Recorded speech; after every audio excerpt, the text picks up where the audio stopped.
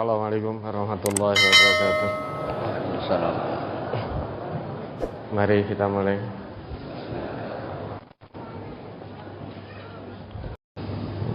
Berikutnya nomor mic 6. Silakan. Lantai 2, Ustaz. Ya. Assalamualaikum warahmatullahi wabarakatuh.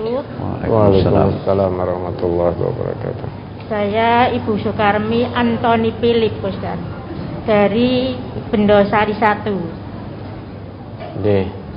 Sebelum ke pertanyaan, semoga Allah kasih kesehatan pada Al-Ustaz dan berumur panjang, Ustaz. Amin. Mudah-mudahan pada kita semuanya. Ada 2 pertanyaan, Ustaz.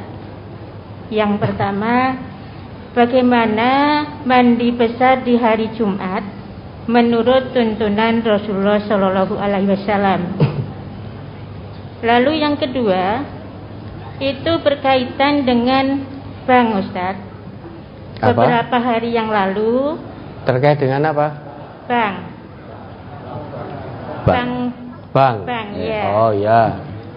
Beberapa hari yang lalu, aku transaksi M-Banking BRI, Ustaz. Padahal 4 bulan yang lalu udah saya tutup di BSI. Waktu itu bapaknya begini, salah satu jangan ditutup karena yang primonya itu untuk pengisian dana di Mitra Sofi. Di BSI-nya belum bisa, Ustaz. Yang saya tanyakan, untuk transaksi di tarik tunai BR ini, terpaksa saya minta tolong sama bapaknya, sehingga M-Bankingnya minta nomornya bapaknya. Lah, yang demikian ini, apakah saya berdosa, Ustaz? Mudah-mudahan kalau saya berdosa, Allah mengampuni dosa-dosa saya. Mungkin itu yang saya tanyakan, Ustaz. Yang jelas, Brimo saya sudah saya off, jadi sudah pindah ke BSI. Ya. Begitu. Atas jawabannya Al-Ustaz, saya ucapkan jazakumullah khairan hasiran. Akhir kata, wassalamualaikum warahmatullahi wabarakatuh. Waalaikumsalam warahmatullahi wabarakatuh. Bagaimana mandi besar dari Jumat sesuai tuntunan? Nabi kita bersabda, "Man ikhtasala yaumal jumu'ati ghuslal janabah summa raha faka'annahu qarraba badanah." Barang siapa yang mandi Jumat seperti mandi janabah, kemudian pergi ke masjid pada saat yang pertama, maka seolah-olah dia berkorban unta. Kemudian yang kedua, ketiga, keempat, dan seterusnya itu. Wa man raha fi sa'ati tsaniyah faka'annahu qarraba baqarah. Barang siapa yang mandi di hari Jumat, mandinya seperti mandi janabah, kemudian berangkat pada saat kedua, maka seolah-olah dia korban seekor sapi. Kemudian seterusnya begitu. Yang ketiga itu seperti korban kambing bertanduk, kabshan akron, kambing bertanduk. Yang keempat seperti dajajah, seolah-olah berkorban ayam. Yang kelima telur. Idza hadaral imam, kalau imam sudah datang, maka para malaikat duduk mendengarkan khutbah dari khatib tadi. Artinya catatannya sudah ditutup. Datang ke 6 ke 7 nggak dapat apa-apa. Lah mandi janabah di hari Jumat sesuai dengan tuntunan, mandi besar di hari Jumat ya sesuai dengan seperti mandi janabah itu. Maka juga dengan wudu. Kemudian dilakukan persis ketika kita mandi janabah. Itu yang pertama. Kemudian yang kedua, transaksi m-banking pakai nomor rekening orang lain yang masih bank konven, apakah boleh? Karena bank syariah tidak bisa untuk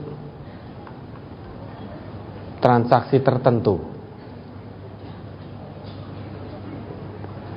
Kalau yang disebutkan tadi itu BSI, insya Allah BSI bisa untuk transaksi apapun. Bisa.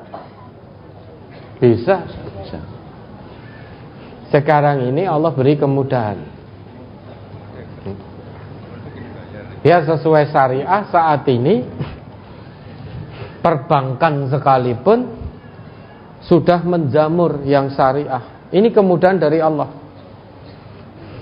Aplikasinya, layanan-layanan untuk transaksinya sudah tidak beda jauh. Termasuk BSI ini bisa untuk semuanya, untuk transaksi apapun. Maka selama syariah sudah bisa,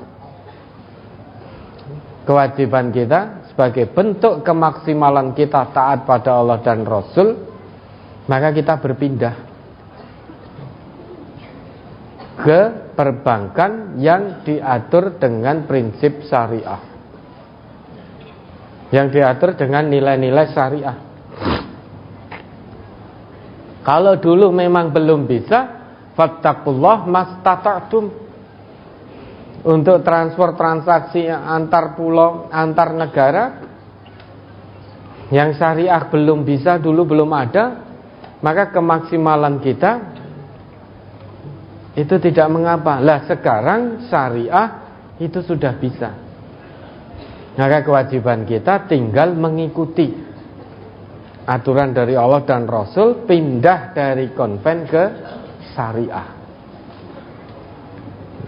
Nah ini ibu ya, karena sudah ini bisa untuk transaksi apapun, maka pindah ke rekening ibu sendiri yang BSI.